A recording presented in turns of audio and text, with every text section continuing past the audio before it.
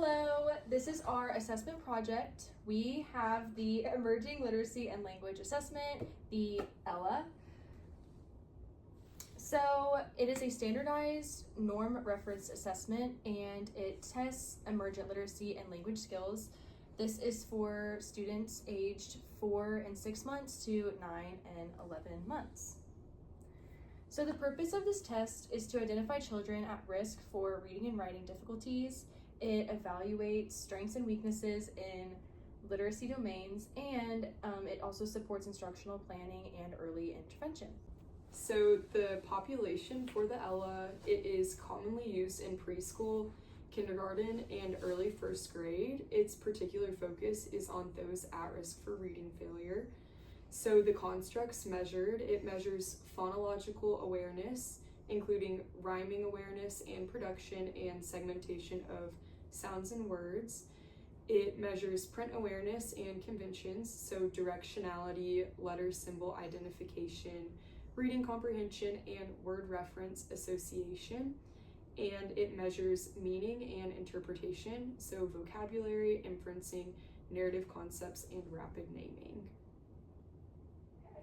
So for reliability and validity, it has a strong internal consistency and good retest reliability with high inter-rater reliability, and its validity aligns with emergent literacy research. It has strong construct validity. It correlates with TOPEL and IGDIs. It is predictive validity for later reading outcomes.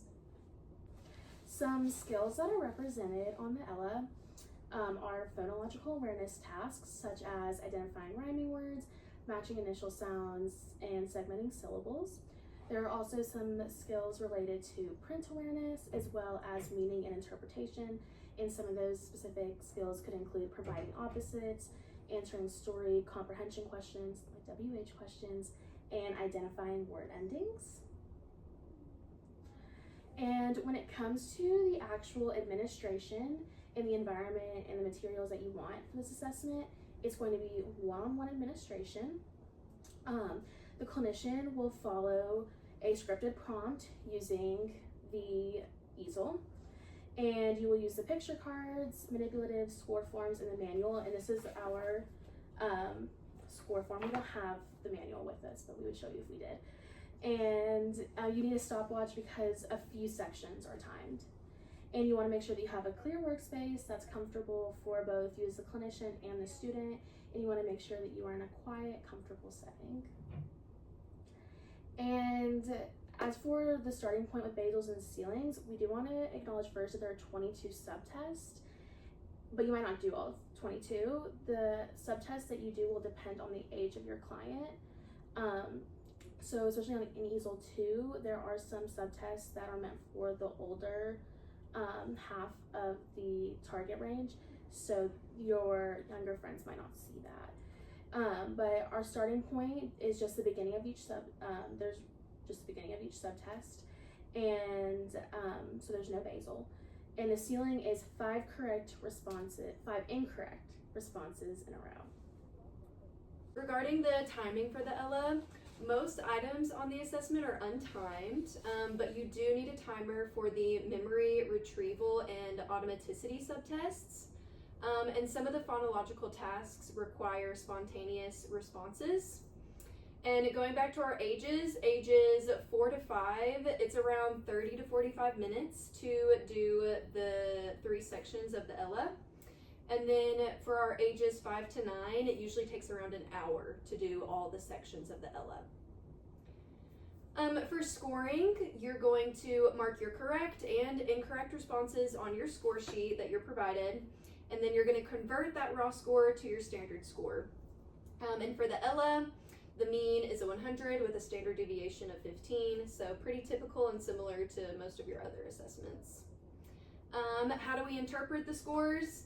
Well, high scores, obviously that's your typical development, and then when you have low scores, you can kind of see risks for phonological processing deficits, maybe some risks for print knowledge, and also future decoding difficulties. And our scores also kind of guide us for our RTI and MTSS supports. And to summarize, the ELA provides a complete view of early literacy skills, and it also supports early identification and intervention. As well, it's a structured, clear, and easy to administer assessment.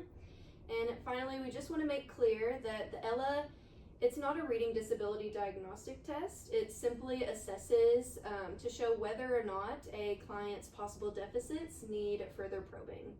Thank you.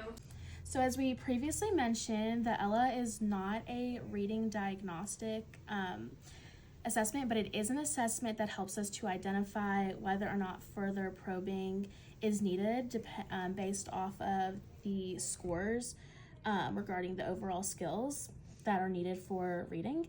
And what's really nice about this assessment is that up here it's pretty standard. We'll fill out everything else like you would for a normal assessment.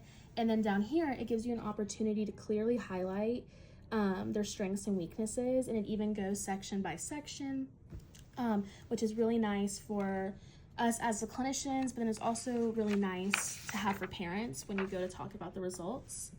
And we will have, throughout this assessment, 3 different standardized scores. We'll have one for section 1, one for section 2, and one for section 3.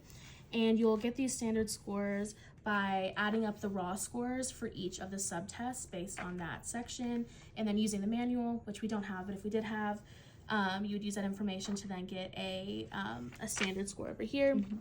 And you would do the same on these. And then what's nice is you can go back and look at these different subtests and see where the areas of deficit are, come back to the front, and make that evident here. So this test has 22, but we are only doing a few subtests. So this one is sound identification.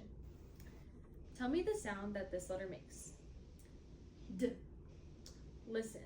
This is the letter B, and it makes the B sound. B. Now it's your turn. So tell me the sound that this letter makes. That's T. Tell me the sound this letter makes. P. Tell me the sound this letter makes.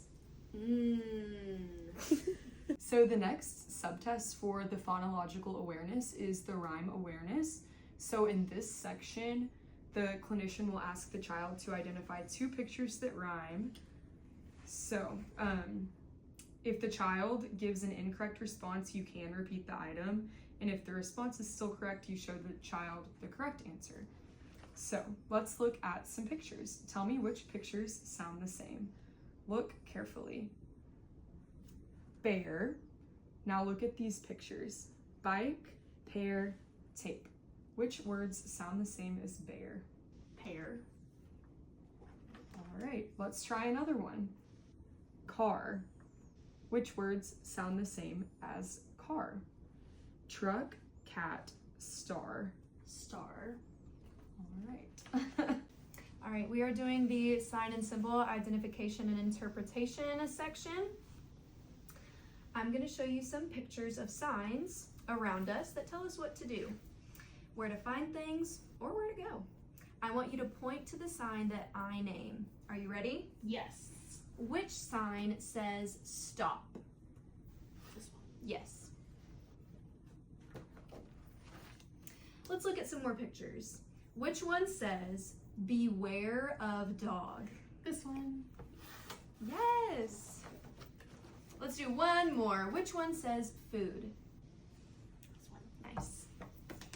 Okay, so we just scored this subtest, letter sound identification. So we put the number of the items correct, and then when you go back to the front, there's a place to put it here and then also right here. So once all of that is done for whatever sections you use, you can then convert it into your standard score and age equivalents and all of those good things.